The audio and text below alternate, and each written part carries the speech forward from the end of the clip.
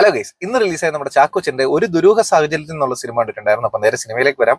ആദ്യം തന്നെ ഞാൻ ഒരു കാര്യം പറയാം, ഇത് ഭയങ്കര പെർഫോമൻസ് ഓറിയന്റഡ് ആയിട്ടുള്ള പടമാണ്. നമ്മുടെ ദിലീഷ് പോത്തനൊക്കെ ഉണ്ടല്ലോ, പുള്ളിയുടെ ഒക്കെ വേറെ ലെവൽ പെർഫോമൻസ് ആയിരുന്നു. പുള്ളിയുടെ ചില മാനറിസവും ഡയലോഗ് ഡെലിവറി ഒക്കെ വൻ പൊളിയായിരുന്നു. അതേപോലെ തന്നെ നമ്മുടെ ചാക്കോച്ചൻ ഒരു ക്യാരക്ടറിൽ നിന്ന് വേറൊരു ക്യാരക്ടറിലേക്ക് ഒരു സ്വിച്ചിങ് ഉണ്ട്.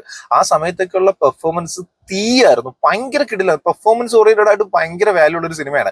അതേപോലെ നമ്മുടെ ജാഫർ ഇടുക്കി ഉണ്ട്, പിന്നെ നമ്മുടെ സജിൻ ഗോപു ഉണ്ട്. സജിൻ ഗോപു നമ്മുടെ പൈങ്കിളി സിനിമയിലൊക്കെ പിടിച്ചേക്കുന്ന ആ ഒരു സെയിം ട്രാക്കാണ്, പക്ഷെ പുള്ളി നൈസ് ആയിരുന്നു. പിന്നെ നമ്മുടെ ചിദംബരം, പിന്നെ സുധീഷ് ചേട്ടൻ തുടങ്ങിയ ആൾക്കാരൊക്കെയാണ് ടോട്ടലി പെർഫോമൻസ് ഒക്കെ വൻ പൊളിയായിരുന്നു. ആൻഡ് ദെൻ ഈ സിനിമ ഫസ്റ്റ് ഹാഫ് ഭയങ്കര കുറെ ചിരിക്കാനൊക്കെ ഉള്ള കുറെ കോമഡീസ് ഒക്കെ ഉള്ള, അത് സിറ്റുവേഷണൽ കോമഡീസ് ആണ്, മറ്റേ ഇക്ലിയിട്ട് ചിരിപ്പിക്കുന്ന സാധനമല്ല, സിറ്റുവേഷൻ ഓറിയന്റഡ് ആയിട്ട് കുറെ ചിരിക്കാനൊക്കെ ഉണ്ട്.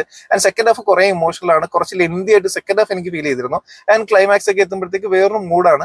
ടോട്ടലി എനിക്ക് സിനിമ അത്യാവശ്യം നന്നായിട്ട് ഇഷ്ടപ്പെട്ടിട്ടുണ്ടായിരുന്നു. തിയേറ്ററിൽ തന്നെ കണ്ടപ്പോൾ ഒരു വെർത്ത് ഫീൽ ഉണ്ടായിരുന്നു. മറ്റേ തിയറി പറയുന്നത് പോലെ it's not an every one cup of tea എന്ന് പറയുന്ന പോലെ ഇത് എല്ലാവർക്കും പറ്റിയ സിനിമയാണോ എന്ന് എനിക്കറിയില്ല.